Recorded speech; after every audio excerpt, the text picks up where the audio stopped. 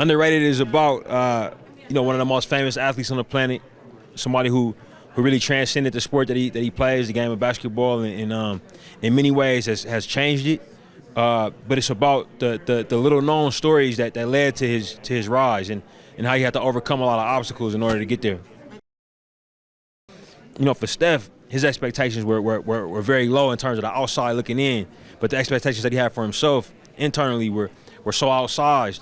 And watching that conflict as it comes up, and basketball is a game where it selects for height, it selects for size. And for him to be an undersized guy who had the impact on the college level and then later on the pro level that he had was really unexpected. And watching what he goes through, I think it's bigger than a sports film. Honestly, it's really inspiring. I think people will get a lot out of it, no matter what their interest in the sport is. For the film to premiere here at Sundance, specifically here at the Eccles Theater, it means a lot. Like our filmmaker Pete Nix, great friend of mine, phenomenal documentarian. He's been at the festival a few times, won the directing prize for nonfiction a few years back.